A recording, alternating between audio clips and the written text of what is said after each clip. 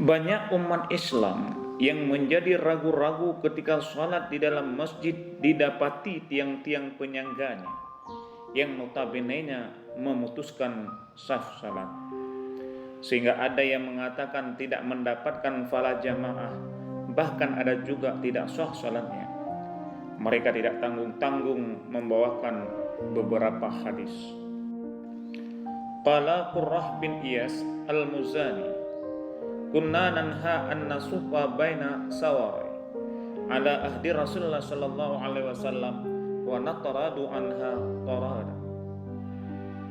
Qurrah bin Iyas berkata, kami dilarang membuat saf di antara tiang-tiang di masa Rasulullah sallallahu alaihi wasallam dan kami menjauhinya. Hadis riwayat Ibnu Majah memiliki jalur lain dalam riwayat Hakim.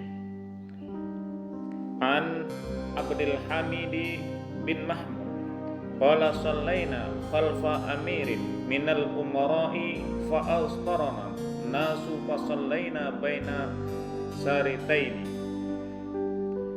falamma sallaina qala Anas bin Malik kunna natqi haza ala ahdi Rasulullah sallallahu alaihi wasallam.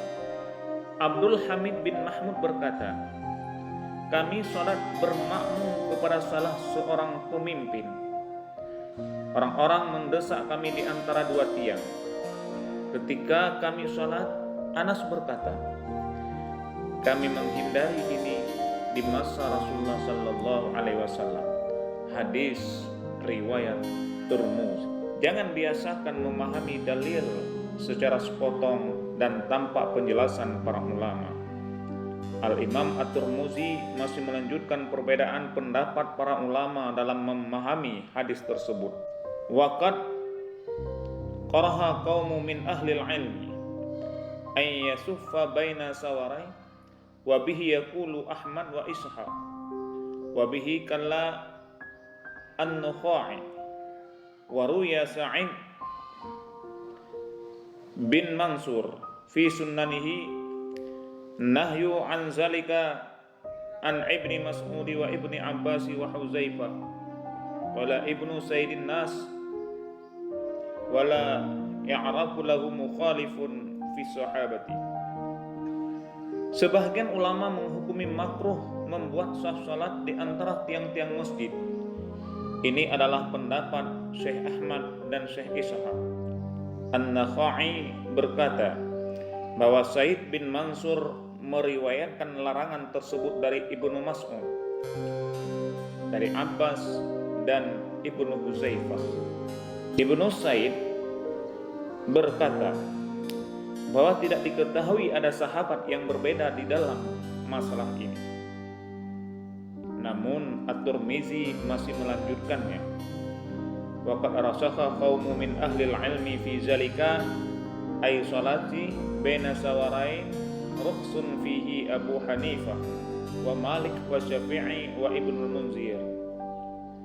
Sebagian ulama memberikan keringanan menghukumi boleh untuk salat di antara tiang-tiang masjid, yaitu Abu Hanifah, Imam Malik, Imam Syafi'i dan Ibnu Munzir. Di dalam kitab Tuhfah Al-Ahwazi jilid 3 halaman 19. Karena yang berpendapat makruh adalah mazhab Hambali, maka kita kutip dahulu dari salah satu ulama Hambali, yaitu Syekh Al-Bahuti. Wa yukrahu lil ma'mumina wuqufu baina sawarai idza qata'at suqubuhum urfan bila hajatin fa in kana samma hajatun qadbaiki fa in kana samma hajatan qadbaikil masjidi wa qasratil jamaati lam yukrah. Makruh bagi makmum untuk berdiri di antara tiang-tiang masjid karena umumnya akan memutuskan sah salat jika tidak ada hajat. Namun bila ada keperluan, misalnya masjid sempit dan jamaahnya banyak, maka tidak makruh.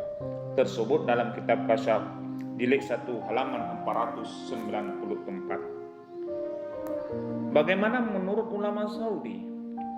Ternyata sama seperti ulama Hambali. Syekh bin Baz selaku ketua mufti Saudi mengatakan,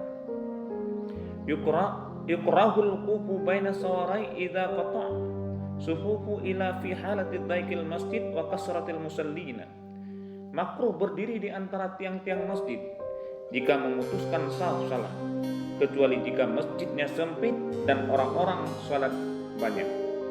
Itu tersebut dalam Lajnah Fatawa jilid 5 halaman 295. Kesimpulan yang disampaikan oleh Syekh Syauqawi, qala Ibnul Arabi wala khilafa fi jawazihi 'inda dhaiki wa amma inda sa'ati fa huwa makruhun lil jama'ati fa ammal wahidu fala ba'sa bihi wa qad sallallahu alaihi wasallam fil ka'bati baina sawaraiha intaha.